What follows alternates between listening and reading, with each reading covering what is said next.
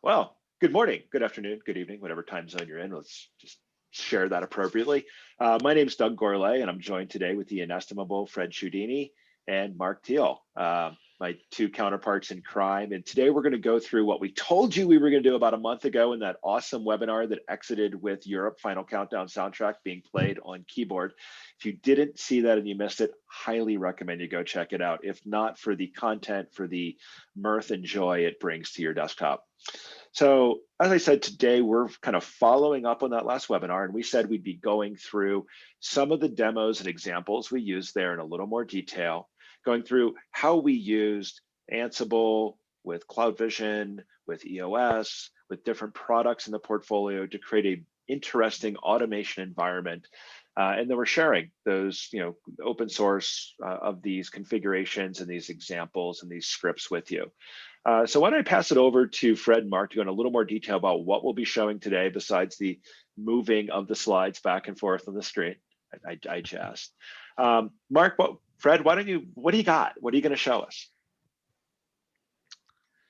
Yeah, so thank you, Doug, for that intro. We've, as Doug stated at the last webinar last month, we ended it with, hey, here's how you can get started.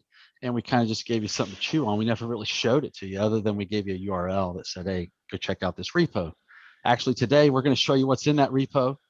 We've got a couple examples for you. One that's a Python script that's going to go out and collect some network inventory for you to make your life easy because you need to build this whole report. We're going to show you how to do something very simple with a Python script to our switches. And then we're going to follow that up with an Ansible playbook to build some baseline configurations. So maybe you're going out and building a new network and you've got 100 switches, you need to build configurations for all of them. We're going to show you how to do that very simply with Ansible. So before we Mark, get started, what type of customer is this for? This is for any type of customer who's buying a lot of gear in the Midwest. A lot of our enterprise customers who, they just went out and bought a ton Not of campus just in switches. the Midwest, it's other places. I mean, it's this works for everybody, Doug. You know that. He's trying to trip me up with a crazy question. Of course, this works anywhere in the world. I mean, okay. A config's a config. It's an Arista box, right? So, but if you're doing one box or two boxes, you might still want to bang away on the CLI. But if you're doing 10 or more, especially if you're getting the triple digits, this is a really good way to do things. Absolutely, because your manager or somebody on the network team is like, you forgot that one thing, right? You got to go touch all 100 configs again, and you're hating your life for just about a day or something. Yeah, somebody adds a new DNS server 3 days after you finally got the network working. Go touch them all, open up all those files, and we're going to show you how to get around that and make this more fun. Okay. All right. So anyway, Arista, by default, our boxes, we support what we call the eAPI or the EOS API. So all of our switches will support API calls, and you can query and configure our switches with API calls. To actually turn that on before you can actually do anything, there's just a real simple command. You go into config T and you run management API HTTP commands. You do a no shutdown. That basically turns it on. If you have separate VRFs that your manager switch with, you turn this on for each VRF. So in my case, I've got a management VRF, and I've also turned that on. But before we jump into the Python script, I wanted to show you something super cool. Once you've turned this on our switch, and it's really simple, just you come down here and you've actually enabled the API, and then you're like, is this thing really working? Just kind of go check this out here, and we show management API, and then sure enough, it is enabled. It's running on 443, and it's shut down on port 80 by default, just with those simple commands that we issued right here. Once we've done that, we have this cool web browser. If you point your browser at our switch and log into it, you can now issue commands, and just check this out. So we can do like a show version right on the browser. And what we're going to do, we're going to issue a post request or a JSON request towards the switch, and hopefully we get a response if this thing worked right. So here we are. The moment of truth. The moment of truth. The moment of truth. Sacrifice the chicken to the demo gods before we start. We got something. I mean, it came back with something, right? We issued a request. We got a response. How do we know if this stuff's right? Another thing I want to really show you that's really cool. If you don't know, Arista switches, you can pipe our commands to JSON. No more are the days of doing screen scrape coding for scripting. If I can type the word show, well, let's just shorten it up there. Here we go. Show version. All right, that's cool. But I need the serial number, that's buried right here. So what I'm gonna do, I'm gonna read down 3 lines, skip over to serial and I look for a colon, hit a space. I'm gonna grab the next so many characters and I got my serial number. Well, then the code changes and all that. Your Oh, screen you mean scraping code broke. you became What? expect regex guru, right? Right. Exactly. You get your regex buddy website and you go right in the crazy regex screens and make that work. But I'm going to deliver something to you that you're really going to like. Pipe this output to JSON. Check this out. Same data, but now we got key value pairs. If you're an automation guy, you're like, that is the bomb. I Yeah. love this. I gotta say, when I first joined Arista, like I guess it's been like 7 years now, this was like the mind-blowing moment for me with It Arista. was. Like, oh my God, I don't have to screen scrape. I can pull all this stuff down in a nice orderly fashion and get to the data I want. I mean, this is really like a watershed moment for me when I There was a Oh, exactly. reason that year you joined, Fred. We named a conference room JSON Derulo. Okay, and we did. Right next Nice. to the notorious BGP. Right. Exactly. So yeah, we just showing this to a customer the other day. That is exactly what they put in the chat. Pipe JSON, mind blown. That was it. That was in the comment of the chat. So yeah, it's great thing if you're an automation guy. No more screen scraping. Learn how to process JSON key value pairs, and your life will become much easier. All right. So now that we've taken a look at that, how can we do these types of things in Python? So I'm going to walk through the Python script. It's at that link in the GitHub repo, and in the Python example, there is a Python script here, and I'm going to just walk you through it. I've actually got my VS Code up here, so this is the IDE that I like to develop in, and I'll walk you through this here. At the top of the script, we just got a couple imports of some JSON libraries because we need to be able to make a JSON RPC call to their switch. So we import that. We also import SSL because the switch is listing on SSL on port 443. Mark, why do you say import server? It's a switch. That is the name of the library function that's in there. So the method that's inside the JSON RPC lib. We could so because EOS runs Linux and it treats it as a host and it's using the server functions to manage it. Yes. Yep. Okay. I made that up, but I'm just glad it sounded right. So yeah, if we want to get into the JSON library Python and start and look through all the code, you can find what this little piece of code is. We're not going to do that today. We're trying to keep this thing simple. So in the next one, we import SSL, and by default we haven't installed any certs on our switch, so they got self-signed certs. So this little next section of code, you can just kind of ignore the content, but basically what it does is say, hey, ignore the SSL. Don't check the certificate for validation at this point. So that's all these 5-6 lines are for here. So we get past that, and now we get to the more interesting stuff. We actually want to code something. So I have a network here that has, I've got 5 nodes. There are more, but just for this demo, I'm just going to, punch 5 of these out and just gather some network inventory from those. So I'm assigning those to a variable called nodes, and this is basically just a list of IP addresses, right? Or an array. I've also done a really and that bad could have been imported, right? Like if we wanted to, this could have been like a CSV file or something else. We could CSV. suck It could be that in somehow. You could go hit a web server and pull the thing back dynamically because maybe you've got a source of truth somewhere, a CMDB, NetBox. You can pull this thing in dynamically and do this. Cool. So very cool. For demo purposes, we're going to statically define it just to make it simple. I've also hard coded the username and password, and I know Fred is already snarking at me, and Doug's probably like, that's probably a bad idea. We should never show anybody to do that. I'm telling you, don't do this in your real world code production, but for a demo, for lab purposes, we're simply going to do this so I don't have to type in the passwords to actually run the script.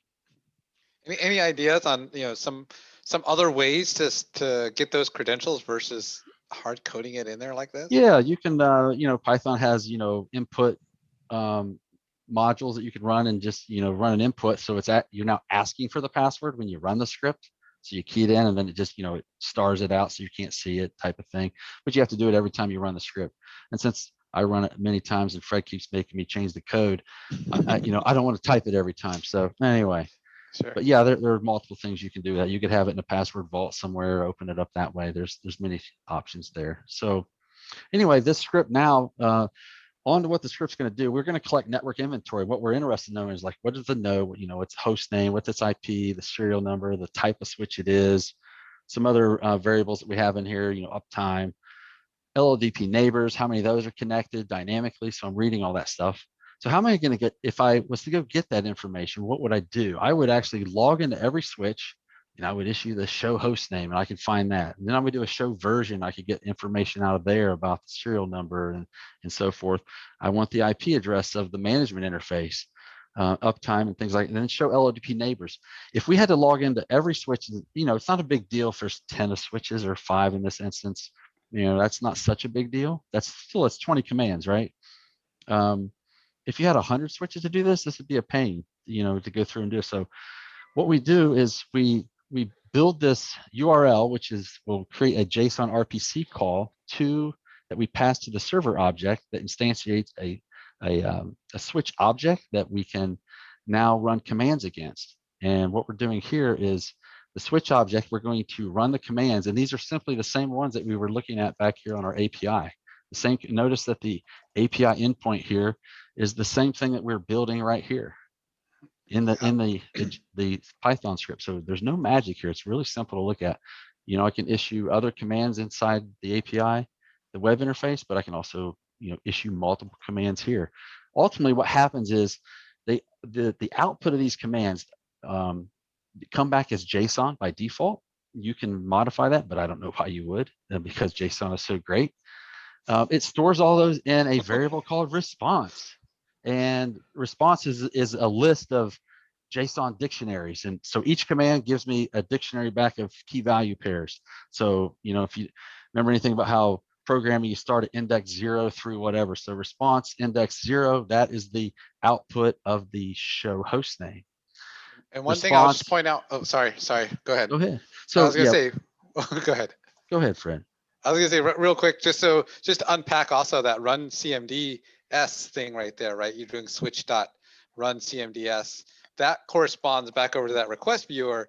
If you look on line 3 of your request viewer, that's the method that you're running. Yep, so just to kind of decipher that little piece there. But sorry, you're going into to the indexing of the different.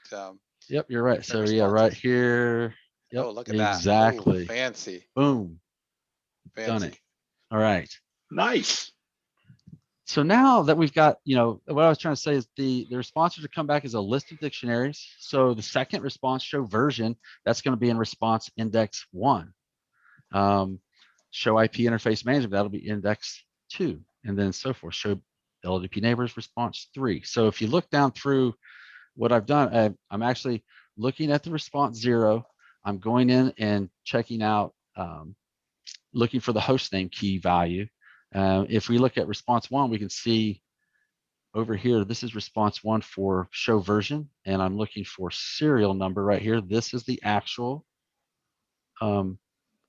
key that we're going to use. So serial number right here is what's being pulled back right here.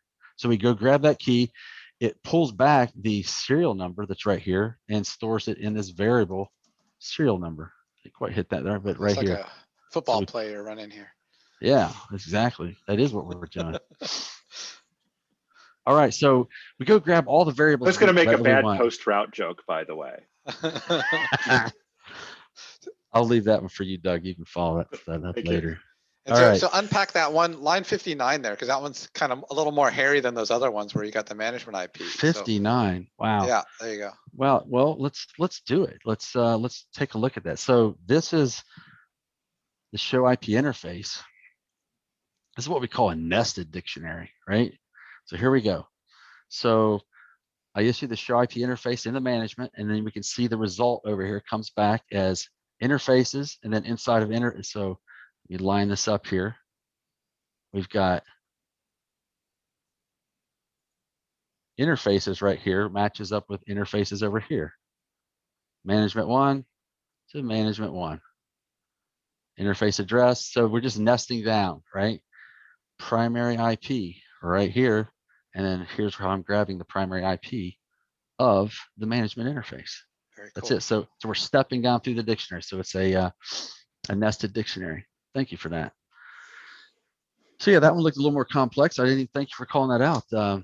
You just kind of build these things after a while. You kind of forget about the stepping stone. And that's what this is about. This is the kind of intro you guys to like how JSON works and how we can interact with our switches with the API. So any other follow-up calls that you or help that you need, work with your account team. They can get you in touch with someone who can help you through this. But so then our last little line here is print this out, and then we got a bunch of weird, -10, -15. What is all that? And that's just some formatting to say left justify, 10 digits as a string.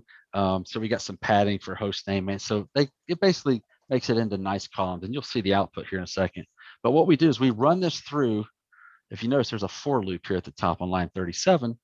We run a for loop, and then what happens is we say for every node inside our list of nodes, so go into each one of these and go do all this stuff right here, print it out to the screen, then go back to the next node, go run all the login, run 4 commands, get the data, parse it, spit it to the screen. So we're going to run all the way through that for all 5 nodes, and that's what's going to happen. So let's go check it out and see. So we're going to run underneath the Python example. It's called net-info.py. If we run this, we should get some magic here back on the screen. Let me open the screen to make it so the columns print nicely. Very cool. And here we go. Just as fast as that, it logged into each one of those switches and came back with all of that data. And just so it's no smoke and mirrors, let's go change. I know that I'm pretty sure now this is a live demo. I think there's a 31 in our, so if you notice here, the last one was leaf 2a, .30. I'm going to run it again. Should be .31, and we should get like 2b. All right. You know your network. So anyway, yeah. So we've got a bunch of switches out there, but hey, it's not like I fell over with like total excitement about this, but if you had to go get this data from, a couple hundred switches, this is quite a bit of work. Now we have other ways to do this, with Cloud Vision and things like that, because most of this data is all being reported back into Cloud Vision. But if you were looking for a good framework on how to build a script, a Python script to talk to our switches, this is a great starting point. It's really understanding that you need the JSON RPC library imported, and you need to create a server object and then run commands against it and then parse them as JSON key value pairs and then spit the data out. So yeah. And the beauty here is, like you just showed here, if you made that list you had up there, 100 devices, the rest of this code you wouldn't have to touch, right? You can just keep tacking on more IP addresses on this list here. Exactly. And this thing will just work for as many devices as you want to stick in here. Let's do it. Can you use host names as well? You can, as long as the box you're running the script from can resolve the host name to an IP. Okay. Yeah. So I just repeated some of these IPs, but just so you know, show you that it's going to go out and hit all those boxes multiple times. It's running pretty darn fast. It logged into every one of those, ran 4 commands, parsed it, and spit it out. That was pretty fast, right? Yeah. That's a lot faster than typing a CLI, that's for sure. Oh yeah. Okay, so that kind of concludes our Python script. Should we move on network inventory? Well, let me just recap here. I think this is awesome. It outputs into a CSV. You could then easily, I guess, if you loaded OpenPyXL or something, you could easily write it right into a spreadsheet if you wanted as well, or Google Sheets or something like that. It just gives you a lot of portable data for describing your current installed base. Yep. Yeah, this stuff didn't need to be printed to a screen. You could have created a XML file output and put the output to some type of file, format it any way you want. Some people may use this to create they're doing Ansible and they're creating an inventory or variables within host vars inside of Ansible. We can go create the YAML files and loop through this and create that stuff for you automatically. So and you can grab pretty much anything you could get from the CLI, you can get through this eAPI. Just in a much more machine readable format. Yep. Got it. Makes a lot of sense. This is really cool, Mark. For this, even just pausing here, this is incredibly useful for people, and it's a really good first project, right? Because when you think about what you're doing here, you're not pushing a single right statement to a configuration, the risk quotient of how bad you can screw your network up with this is, you really have to try hard to break a network Yeah. using a read-only script like this. And back to the use of the admin credential up there, while we never advocate embedding admin credentials into code, you could even give this a user ID and a password that have read-only access to the CLI, and further put a control in place that prevents this script from doing something that could be perceived as destructive. So again, hats off, literally and figuratively. A really good first project for a network engineer who wants to start using automation to dive into. This is a really good example. Thanks for sharing it. What's the next one you got for us? So the next one I've got, Doug, is we're going to talk about a little Ansible playbook for building those baseline configurations. And, just the other day, I had a customer, they said, hey, we need help building, we got a tight timeline. I've got a list of my switches. I know their names and the IPs, but I need to build all the baseline configurations for these things, right? And I don't have time to go write out all these files, so please, Mr. Arista engineer, can you help me out on show me how to do something with this? I know a little bit about Ansible, but I don't really know what I need to do. So I'm like, all right, everybody knows what a CSV file is, right? So if you can take that data you just told me you've got all your switches in, and we could create a CSV, we'll include things like the host name, the management IP, the net mask, and the gateway. That's pretty good of information to be able to go build some baseline configurations, which, you go into the switch, go into config, you're doing host name, the actual host name, then you're going into the interface management one and putting in the IP and creating a default route. That would be like a very basic baseline configuration needed for each switch that's unique per switch. So this Ansible playbook has 2 tasks in it underneath the task section. So we start on line 9, and we have a task here, 9 through 12. And basically what this does, it reads in the CSV file that I was just showing you here, that's in the data files directory. It uses a standard module that comes with Ansible called read CSV. And if you just go out to Google and type read CSV Ansible, you can get the whole, all the documentation on all the things you can do with this. I'm doing something very simple. I'm just saying, read the file in, and by default, we use the header row inside of our CSV to generate the variables that we're going to use inside of our Jinja template. That you can actually hard code these variables if you want. There's many things you can do with this module, but this is just a very simple way. We're going to read in the whole CSV, and we're going to store it into a variable with this register command. So dynamically, we read this file in, and we store it into a switches variable. Okay. So Mark, one question. I hate to interrupt you. You use the word Jinja template for the first time here. Just if somebody's new to this, what is a Jinja template? So a Jinja template is a way to take variable input, and when I show you the actual Jinja template, let's just jump into it right now since you called it out there, Doug. So this is a really small, concise example of a really simplistic Jinja template. Now, most of this stuff looks like normal commands you put in the switch. You go type in host name, but then you've got these weird things like braces and these color-coded variables here, or what is that?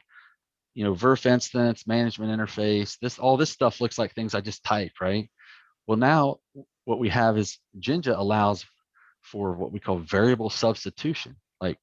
So host name, the first time we run through this loop of switches, host name is going to equal switch 1.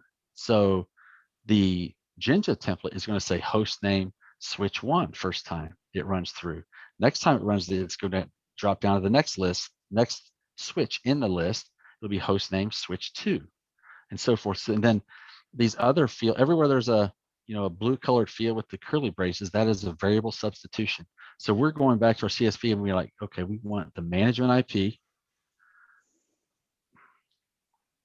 and we need the net mask. So it's IP address, the IP/24, which is the net mask. And if you look in the CSV file, that's what we have. Here's the IP of the switch, And here's the net mask. It's 20 /24 on every one of these. We could have hard coded in 24, but maybe somewhere in your list, this was a /29 here, and this guy over here was a /26. Well, now they're different. So that's why we want to make this a variable so that we can run through the script. And this could be the exact place where, hey, switches 50 through 75, you guys messed up. Those were actually /29s, not 24s, where you can easily just go in here, modify it in the CSV, rerun the playbook, and regenerate those files, which I'm going to show you how that works. And so this is going through that list, just like you kind of did in your Python code, right? You had a list of Yeah. stuff and you're Yeah. going through each one by one and you're running your code against that. You're doing the Exactly. same kind of thing here, but you're doing it within the framework of Ansible. Yes, exactly. Good way to summarize that, Fred. So yeah, so that's our, the first task is I read in the CSV. I need to know what's in there. I store it in a variable, switches. And then we have another task. The second task, we're calling this create the base config for each device. And we use what's called the template module. This is another Ansible module, and it's relying on a template. There are many different type of templates out there like Mako and others. I like Jinja. It seems like most of the industry is using Jinja, so I'm sticking with Jinja in this example. And you'll notice that just by a .j2 on the end of the file, that kind of is the signature file extension that people use for Jinja. So we're saying the source for this template is the Jinja template, baseconfig.j2. The destination is I want to output a file, put it in the base configuration directory right here. And again, we've got the curly braces, which means we're substituting something, right? So again, the switch host name is unique. Every time it runs through the loop, I'm going to be switch1.config, switch2.config, switch3.config. And I'm going to show you this as we kick this out and run the playbook. The loop here is just simple. This is a control mechanism to say, in the switches variable, I have a list. I'm going to loop through it, okay? And then I have a variable name here called switch. So everything in the Jinja template starts with switch. I could have called this Fred, but if you look at every variable has switch dot management IP, switch dot net mask. So you can actually name your variable that you want to use inside of your Jinja. And then those refer back, I think you kind of said it earlier, but these refer back to the column titles that you had back in the CSV file, right? So they do. You're lining up those variable names with these column titles. Yep. Exactly. If I switch the order of these column titles and didn't switch the data, this whole your configurations would look a little messed up. But yeah, so all right, let's take a look at and see what this looks like. So let's actually run the playbook. To run the playbook, you just simply type Ansible-playbook, give it the path to the playbook file, which is this create base configs.yaml. And when we run this, we should get some configuration files kicked out into, you can see they're being built over here on the left, switch 1 through switch 10. So there we go. And if you open each one of these up, now, our Jinja, let me kick this out to the right here. So now you can see here's the configuration, but it says host name. It doesn't say anything about curly braces. That's because this was a substitution, right? Mm-hmm. So if we click on the config file for switch 2, bring this over here. Now we got switch 2, so forth, switch 4, switch 9. Now here's the power of this. Like, your manager comes back and said, this is great. You did an awesome job here. I forgot to tell you about, we need the message of the day in here. You forgot that. I'm like, oh, the InfoSec guys want a "you're not welcome" MOTD, right? Yeah. So we'll go into our Jinja template and just add one in, right? So I'm doing this on the fly. And this is a stay out. You're not welcome here. And then we give the end of file. That's the syntax for how do you end the message of the day. So now, if we watch our config switch 9 up here, we'll rerun this playbook again. It's going to regenerate all the configs again, but it's going to update and put the banner. So as soon as we get to switch 9, we should see this pop up. There we go. Like boom, done. Or, it's not management 1. That was the wrong interface. You goof. It's VLAN 1. We're doing it. We didn't spend the money to get an out-of-band network. We got to build inline management SVI. Here we go again, all done across all of our switches. This is 10 switches. If this was 200 switches, you'd be thanking me. You're like, this is awesome. I'm thanking you I at don't 10 have to switches. Yeah, even think at 10 switches. at 10 switches. Yeah. I mean, it's just so awesome to go back and just tweak the template to add new things. And you've just, and again, these are our baseline configs. Now we have them. Let's get them in CVP and attach them to our devices. Maybe, I don't know, maybe another follow-up, we should show some of the integration playbooks that we have with CVP and show you how to take all these configurations and this with one playbook, just pump them into CVP. Then we can even get fancier. We can attach them to devices automatically. Like switch one belongs to the device called switch one, have it hook and automatically attach it to the device. It's awesome. Right. This is, I was gonna say, in this case, you're actually doing all of this offline, right? Like you're not even yeah, touching any switches here. You're exactly. just generating configs offline by using the data you have in the CSV file and the template that you have here, and then kind of mashing those up to create a whole slew of switch configs without ever actually talking to a switch. Yeah. Here's our next switch, switch 11. We'll just go, put this guy in here. Give him a /24 because we like him. So I've added a new line. Now what you'll see, we'll run the playbook again. We should see a bunch of green lines because nothing's changing on switches 1 through 10. But then yellow is going to come up for switch 11. Hopefully I'm right on this. Here we go. Here's a bunch of green. And then boom. Fingers crossed. Boom. Yes. There we go. And All that's, right. I mean, that's an optimization of Ansible, right? Yeah. They don't go back and redo work when there's no work to be done. That's So it. they make sure they only touch the things that need to be touched because they saw it change. Yeah, exactly. So And that's basically the config diff function is built into the config render and push. Yep. Yeah. It's not duplicative, right? Okay. Yeah, I like the fancy word is idempotent, but Yes. yes. But yeah, I mean, the other beauty of this is it just cuts down on operator error, even for 10 switches, right? Like once you've got this cookie cuttered and stamped out as a template, you don't worry as much about, oh, did I just fat finger one of those 10 boxes that I SSH'd into and typed it on the CLI? I've got it nicely, cookie cutter that I know they're all going to be stamped out the same way. Exactly. You got it. Hey, Oh, this is great stuff. that's all I had to show you today. Hopefully it's helpful to somebody out there that can take this. You're again welcome to go back to the repo and go grab this repo right here. And have some fun with it. Get that sent out. Yeah, have some fun. Play with it. Leave us some Modify for you. comments. Yeah, feel free to let us know. Mark needs his first get star. There you go. I would say this, guys. Again, looking at this, it's a great starter. It's a great way for people to say, let me start with read-only automation that provides clear value. There's a cool concept to be built on here on how to capture my network configuration, the relevant components of it, and put it into the format that works for me best. If I'm a Google Sheets guy, I can get in there. I'm a Python guy and get in there. If I want to, I bet there's a way to get into Visio for all I care, right? There's probably a way to do that, and somebody probably already wrote it. So it's a wonderful way to make the network configuration structured and portable.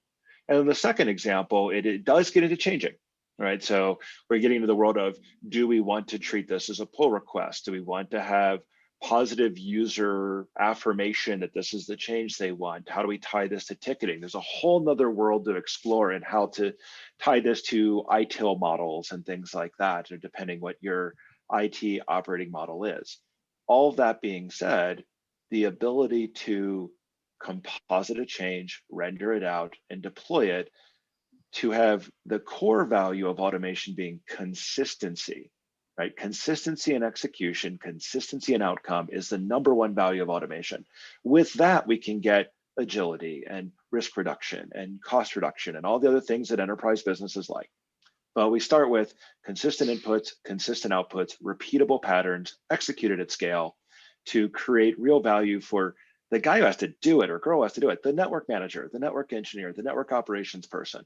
Right? If this tool was available when I was doing NetOps 20 plus years ago, it would have been a game changer for my job, right? Looking after hundreds of routers. So again, just a great capability. And Mark, thanks for explaining to us what you did, how you did it, what tools you used.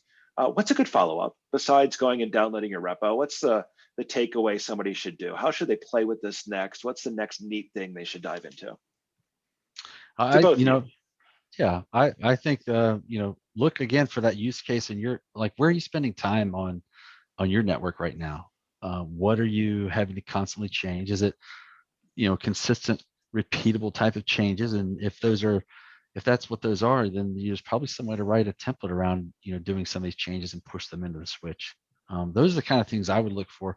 I think this is a great start, as you mentioned, Doug, that it's a read-only type of thing. I'm not changing the switch. This helps you build some confidence. And I didn't know what I didn't know what Ansible was yesterday. Now I know kind of what it is. Here's a playbook.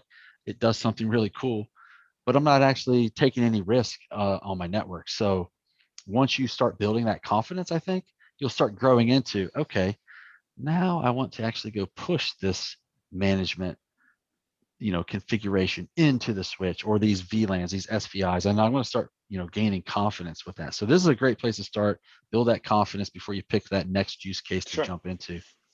And Yeah. Mark, another question for you, I guess a kind of a final closing question. I'm looking at you and I'm not judging or being ageist, but I guess we're in about the same range, right? What can And you, well, you've had I, obviously more hair. I mean, I've had a lot of work done, Mark. I've been Botox back to the 80s, okay? okay. You notice the forehead doesn't move when I smile. The, There's no wrinkles. How is that? actually, there are. They're very visible in a high-def camera, Oh, darn it. you got an appointment next week to help fill those out. Totally, man. Yeah, get a fill and some Botox. I'm set. But my question is, how did you learn this?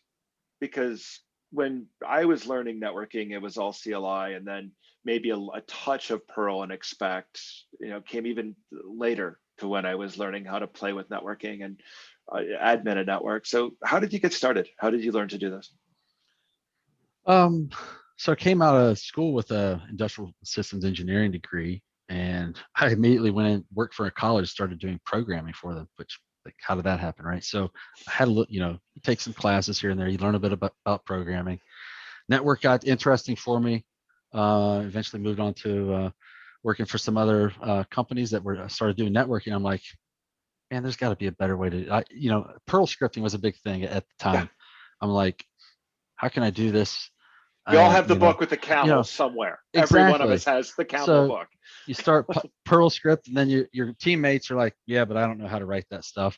Oh, then you're like, well, you look up, how can I write a web front end to this Perl script so they can go fill out the variables, hit go, and it boom kicks this whole thing out for them. Skipping to today, Python, Ansible, you know, these are, I've always got use case, customers need to do this or that. And I'm like, what's the best tool to do something like this that's easily consumable for a customer? And I think, to me, Ansible is really it from a perspective of the customers I work with. I have given some folks some Python, but personally, I don't, you know, I think Python gets us into an area where we're having to constantly support that Python script we wrote, because we may give it to someone who Yeah. doesn't have the skill sets to know how to massage it, make it work for their environment, You fix it when things always give break. it to somebody who doesn't have the skill set and they break it. Come on. Exactly. That's like the first rule of writing code. I mean, just look at this playbook. This is readable stuff. This doesn't, I mean, other than Yeah. you got to deal with a few indentions and things like that. Looking at this doesn't look super No, complicated. I'm reading in a CSV. it's legible. Yeah. Yeah, you know, Yeah. and when I go compare it to this kind of thing, like, what's all this? You know, I'm immediately scared a little bit if you haven't done any of this, you know. Especially if you're Um, writing from scratch. I mean, if you're sitting yeah, down and you're staring at a blank text editor and you're like, I'm going to start with this, that's a heavy lift. The fact I think that there's so many yeah. resources available out there on Git and other areas helps tremendously for all of us feeling confident that, Mhm. you know, I mean, I, I I sent around to Fred one day the what was it, the Stack Overflow keyboard? It had a control, a C, and a V. Yeah. You know, it's how we're all going to get started with this, and it's important. I mean, look at things Yeah, that work, and then figure out how to start getting creative yeah, once you have a baseline of what actually works and does what you yeah, want it to. yeah. You need that use case. Once you have a use case, now you can start developing something. You're just not going to write code because you just want to write code. You're like, what's the purpose of it? Like, you need to try to solve something. And once you have that use case figured out, I think coding it in either Ansible or Python will become a much more fun thing to do. So Awesome. Awesome. Awesome. Fred, any final thoughts from you, my friend? No, I think this is really great. I really appreciate the time, Mark. I think Yeah. this will go a long way to hopefully helping people get off the ground and start playing around with stuff. Absolutely. Great. All right. Well, everybody, thanks, Mark, guys.